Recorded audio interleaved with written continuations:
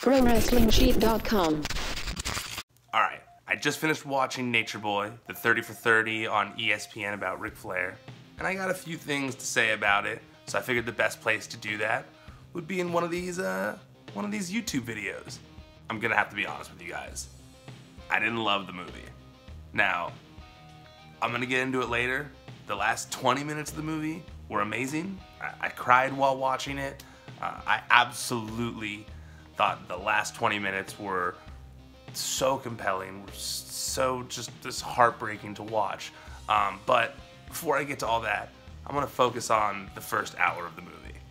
First, I'll start with just kind of the origin of the Nature Boy. I didn't watch Ric Flair's entire career arc, so even though I've seen tons of documentaries, it was interesting to hear about the plane crash from Ric's point of view and to hear how that kind of molded how he became the Nature Boy. You know, I thought that seeing the bigger version of Ric Flair, where he was a little more, beef-caked out, I never realized that the reason he, slimmed down was because of that famous plane crash that he was involved in. But I also didn't really realize that that's when, when he was in the hospital and he realized that he wanted to be more like Buddy Rogers and have the blonde hair and be a villain. That was kind of, even though it's stuff I'm sure he's talked about a million times, for me as a younger viewer, well, young-ish, this was definitely interesting to me. It was also super interesting to see that NWA clip they used in the very, very, very early days of the Nature Boy, Ric Flair, where he was still kind of perfecting the voice. And that was so weird to me to see Ric Flair almost learning to become the Nature Boy. I thought that was really interesting. But still, I kind of felt like the first hour of the movie was no different than any other WWE documentary. While it looked good, it was well put together, it really could have just fit in line with some of the Ric Flair documentaries that WWE has put out on their own in the past. In my opinion, the reason I love the 30 for 30 series so much is because they take a story that you maybe have already heard about and they dig a little deeper, they dig a little bit beneath the surface. And I kind of felt like this Ric Flair documentary, at least for the first hour, didn't really dig beneath the surface. It was largely filled with, glorifying his cheating or glorifying his use of alcohol or glorifying him taking his out backstage in front of the other wrestlers. And while I understand that it was a different time and these sort of things happened, for me personally, watching it and knowing what just recently happened with his health and how he admitted that, that he's an alcoholic and that he's had a problem with alcohol for a long time, kind of made it a little more difficult to watch this for me. I know people that have struggled with addiction, and while the stories sometimes seem fun when you look at it in the grand scheme of things, it is kind of a more sad story, and I feel like they didn't dig into that enough, how it affected his family, how it affected his friends. Those are avenues I would have liked to have seen them explore a little bit more. When they did do that in the documentary, to me those were the best parts of it, when I got to kind of see how his partying affected people, and not necessarily just like, oh, it was cool when Ric Flair was drinking and pulling his penis out all the time.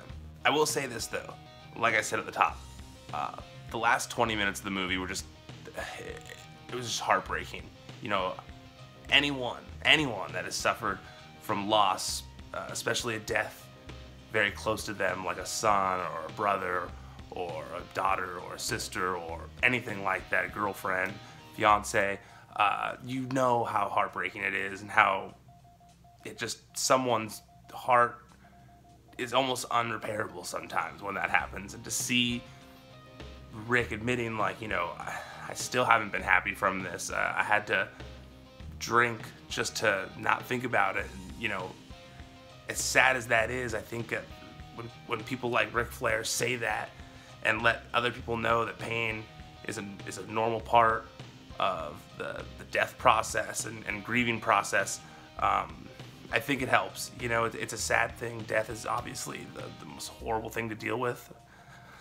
And, I lost my brother a few years ago, and so this kind of hits close to home to me when I watch this kind of stuff. So I don't know if maybe that's why the last 20 minutes were so powerful to me, but, you know, it was really rough hearing Rick talk about, you know, how he wished he had been more of a father instead of Reed's best friend, you know, and it sucks because, you know, a lot of parents want to be friends with their child, and sometimes they don't know when to step in and when to draw the line.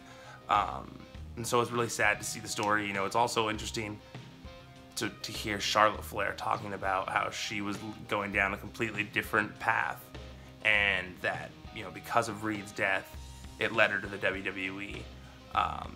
Obviously, she's such a great talent on the roster now, and she's probably going to go down in history of this era of like one of the best female wrestlers of this era.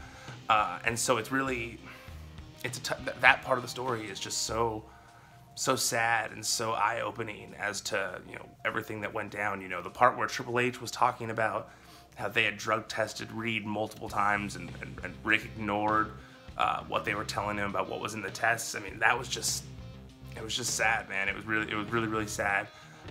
So, you know, me personally, I recommend watching the movie because I like documentaries. Obviously, I love wrestling documentaries. So, I mean, I would obviously recommend people to watch it. I think it's worth the hour and a half. But really, the last half hour is when things really kick into, you know, into high gear, I guess, and you really get to see a portrait of what heartbreak can do to someone. So, it's sad. Definitely a sad ending. You're not going to be happy at the end of this. But if you want to get some more insight into everything that happened at the time then, and just, you know, get a different eye on the career of Ric Flair, then I definitely recommend you check out this movie. Do you agree with my review? Do you think it was stupid? Either way, go down to the comments. Leave one. I read them all. I want to know what you guys think. I want your feedback. I'm going to be doing more of these just for you guys. So please, please, please hit the subscribe button down there. I'm going to be trying to put more things on here that I wouldn't be putting on the website. So leave a comment. Maybe let me know stuff that you guys want to see from me, more stuff like this, maybe reviews of other kinds of stuff. Just let me know. Also, go check out our Patreon. Patreon.com/WrestlingSheet, and we got a whole bunch of perks on there available for different prices, like early story alerts. You can get a sticker, you can get a shirt, and a bunch of other stuff. Make sure to follow us on social media. We're on Facebook, we're on Twitter, we're even on Instagram, but I don't use that one quite as much. All of them are at Wrestling Sheet. But like I said, hit the subscribe button, it helps.